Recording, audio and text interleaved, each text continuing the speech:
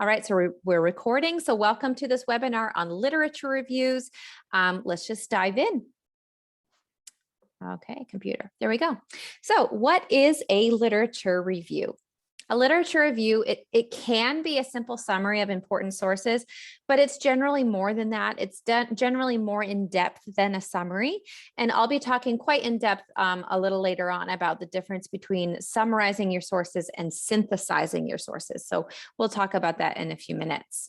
So it's really important that a literature review integrates your sources. It's not just a list of summaries, okay?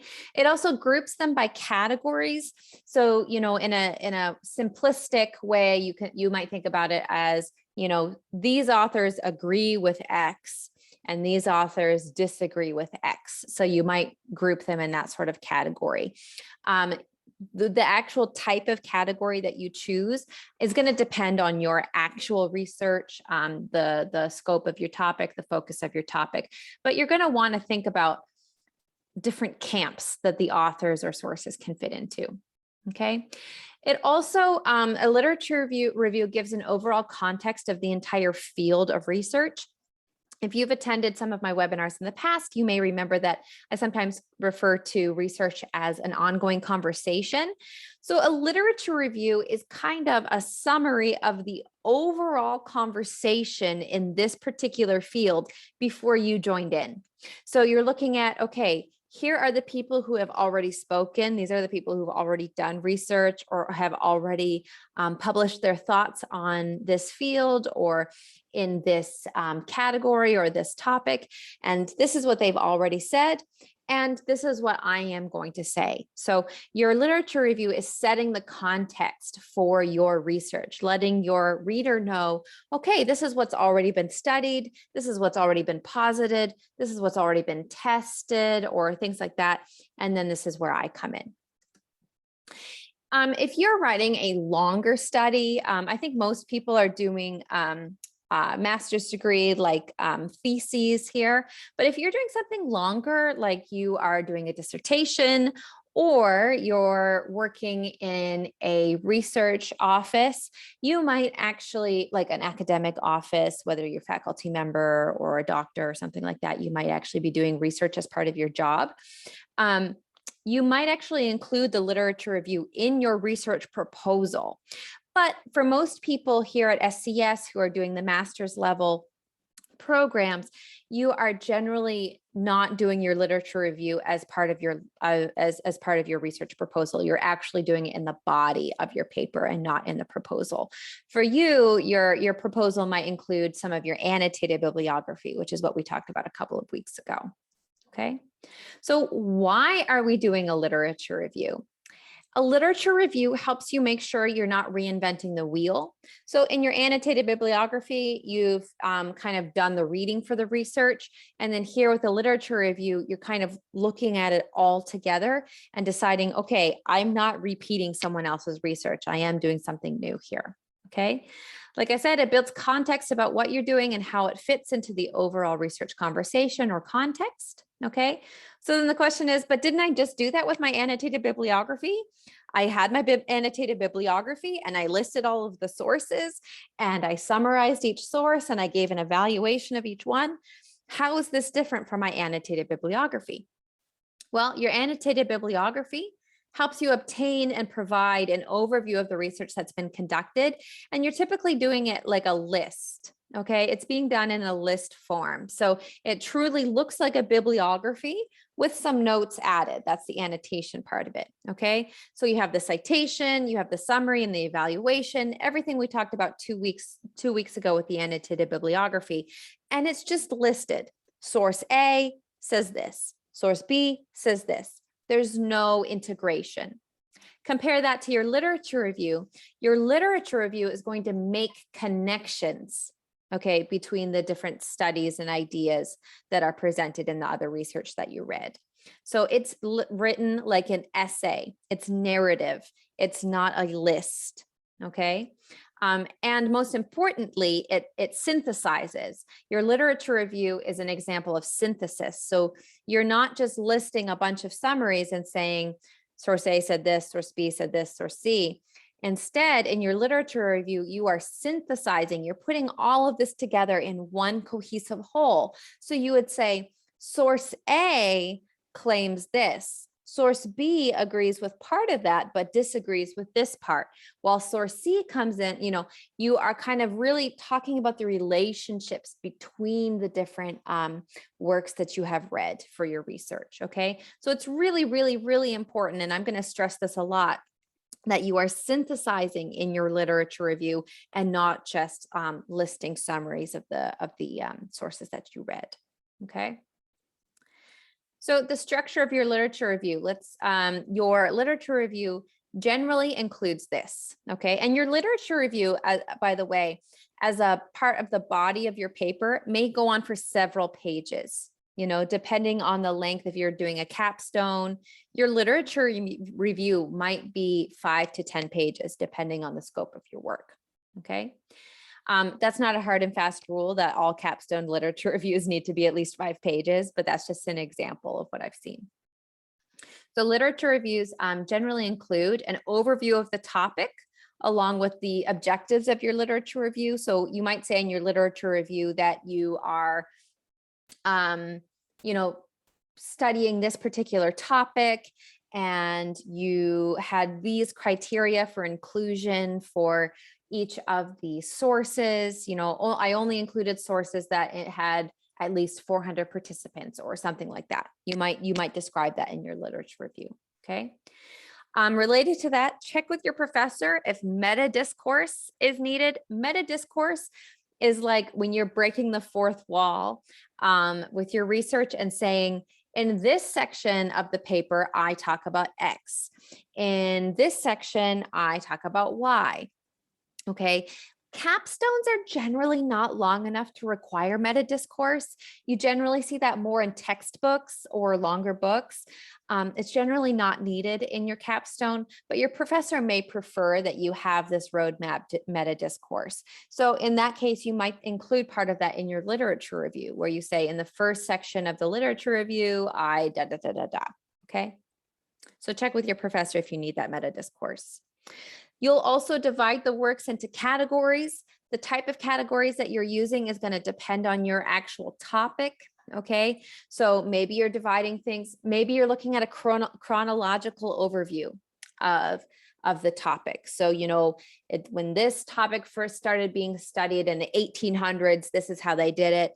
In the 1950s, this is how they did it. You could do it chronologically. What you could do it based on who disagrees and who agrees. More likely, you're going to have a very nuanced topic where you're doing something that's a little more complicated than a chronological study or an agree-disagree. It's more likely that you're going to say, okay, these people tend to agree on this particular aspect, but they may not agree on these other pieces. So you might categorize them based on how they fit in relation to each other. And it can help as a pre-writing step to think of it as a mind map. If you've done a mind map before, where you actually physically, visually draw relational categories. If you're having trouble coming up with how everybody agrees with one another or relates to one another, you could actually do a mind map as well. Like I mentioned a little bit before, it might be useful to explain the criteria for inclusion in the literature review. So you didn't include every single piece of research that you found in your literature review. So why did you include the things that you did? You don't always need to do this. This is an option, but if you're looking at a topic that has a lot of background, you had to be selective in which studies you were including. So you might want to justify what your criteria was for including one and not including others. Okay.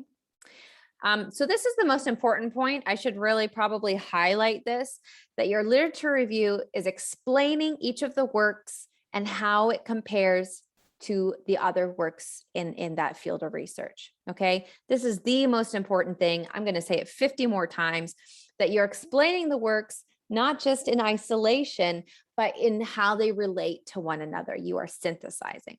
Okay. And then you might make conclusions about which research studies or which works are most successful and which ones made the greatest contribution to the field. So you might say, Rivera 2020 is a seminal piece that, lays the foundation for blah, blah, blah, blah, blah. Okay, so you're allowed to make those kind of judgments in your literature review. Okay, then you'll also want to think about, okay, this is the entire conversation. This is the entire field. This is the overview of the context. What gaps still remain in this research? What else do we need to study? And how does my research that you are about to read, once you've finished my literature review, how does my research work to fill those gaps? Okay, so you've got the overview, kind of the spoiler alert of the overall field. If you're watching something on Netflix and it says, previously on Veronica Mars or whatever, your literature review is the previously on. Okay, and then you're going to explain with a little preview how your research fits in to fill some of those gaps that were left behind by the other research, because there's always gaps. There's always more that we can study on any topic. So some tips on the literature review. You are summarizing, but more importantly, you are synthesizing. You are doing both of these things, okay? So synthesizing means that you are integrating multiple sources' main arguments with one another. So again, it's not a list. It's not just a list of summaries, okay? You are integrating all of the sources with one another, and I'll show you what that means and what that looks like, okay? But just a little rule of thumb, checking your paragraphs. If your paragraph only has one source, it's probably just a summary. So if you have a whole paragraph and it only has one citation or one source that's being cited repeatedly, then it's probably a summary and not a synthesis. If you are citing 2 or 3 or 4 sources in one paragraph, then it's probably synthesis. Okay, that's just a quick rule of thumb. It also helps you see similarities and differences between the sources, and again, point out the gap that your research is filling. Okay, so again, if you're just listing summaries, then your reader doesn't understand the whole big picture and then how you fit in. If you're integrating it, then you're really explaining the bigger picture, and your reader can understand, okay, I do see that there's a gap here, and I do see where this research is important. Okay, and you can use language signals like using like compare and contrast. You can say, these people agree, these people disagree. You're allowed to use that kind of language. And in fact, I highly recommend that you use language signals like that to let your reader know how everybody relates to one another. So let's do a quick little spotlight on synthesis and what that actually looks like in practice. Now, you don't actually have to read this paragraph. I know we're looking at a wall of text here, but here's an example of poor synthesis. So let's highlight. Here we have a topic sentence in yellow at the top. Parents are always trying to find ways to encourage healthy eating in their children. Then we have Elena Pearl Ben-Joseph, a doctor and writer for Kids Health. Okay, so that's one of our sources. And then we have William Banting is our second source, and that's it. We don't have anything that's comparing Banting with Ben-Joseph. We don't have any other sources. We really only have the 2, okay? So technically this fits the rule that I said before about more than one source in a paragraph, but there's nothing here that's integrating, that's comparing the 2 sources with one another, okay? Now compare that with this wall of text. Again, you don't need to read the whole thing, but let's highlight the key parts. So again, we have the topic sentence here in yellow. Parents are always trying to find ways, okay? And then we have in purple, different scientists and educators have different strategies, okay? So we know then that this paragraph is going to talk about strategies, okay? And then you'll see here that there's actually 3 different sources and they are compared with one another. So we have Justin Price, who suggests something, something, something. And then we have a language cue here. Similarly, Elena Ben-Joseph, okay? So Elena Ben-Joseph agrees with Justin Price, okay? And then we have our third source, Nepper and Chai. They also support Ben-Joseph's suggestions, and they also note, okay? So this is not just a list of sources. This is really a kind of an integrated view of these three different sources and how they relate to one another. Okay, so it's not just a list. If we look back at the other one, this is what Ben Joseph says. This is what Banting says. They are not related to one another. Compared to this one where we say similarly, they support, things like that. We're using language cues to show how these sources are integrated and relate to one another in their context. So when you're actually taking your notes, when you are researching, this is an example paper, very simple notes, where the topic is English is the dominant world language.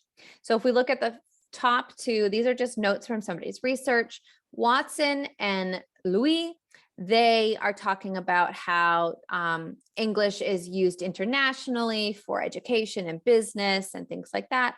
And then we have Hannon and Dowd at the bottom that say, okay, but numbers wise, more people speak Chinese than speak English, and things like that. So this is just an overview of somebody's notes. But when we're actually writing the literature review, when we're actually synthesizing this information, you can look here, we have supporting the contention that English is the dominant world language. Watson and Louis point out its importance as the medium of international communication in business, technology, and other global forums. So these two agree with one another.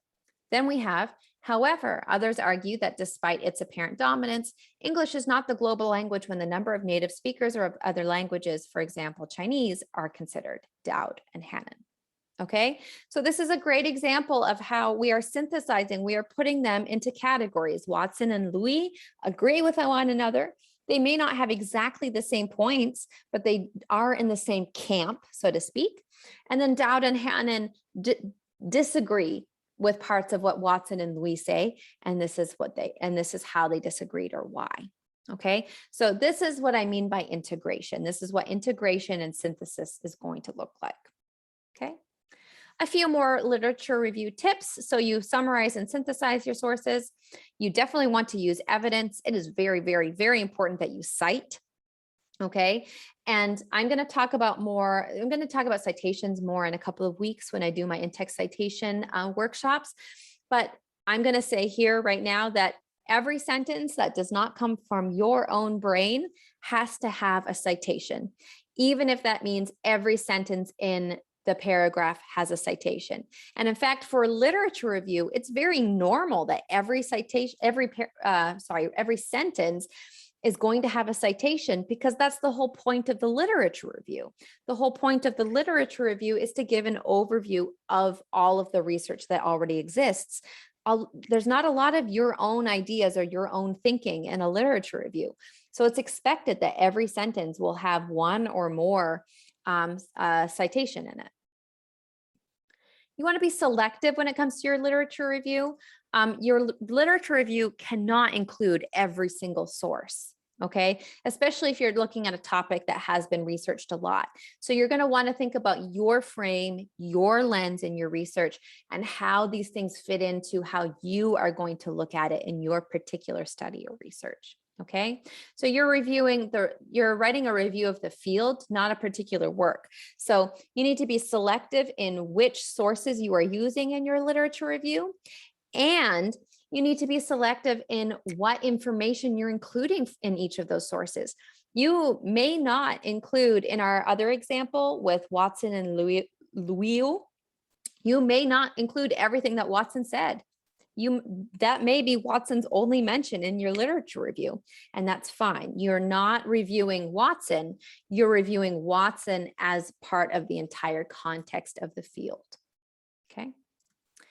Use quotes sparingly. I'm going to talk about this a lot in a couple of weeks in the in-text citations workshop. But in master's level work, you don't want to use quotes very often. In fact, as little as possible. It's going to be better for you to paraphrase. And I'll talk about that more in a couple of weeks in the in-text citation workshop, but try not to use quotes, okay? And I'll talk, like I said, I'll explain that more a little bit in a couple of weeks.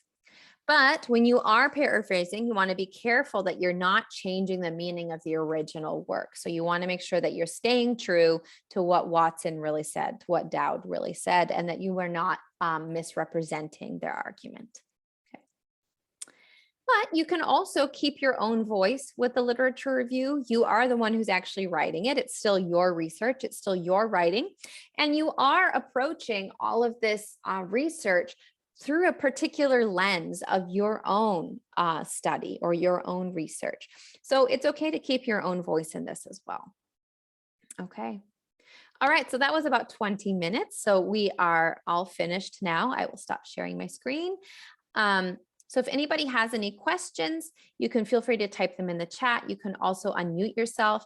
If you are not comfortable being recorded, I will stop the recording now so that everyone can feel comfortable to ask their questions without being recorded. So, all right, thank you everybody for joining. And if you can't stay for question period, feel free. The overall content is over now. So thanks for joining today.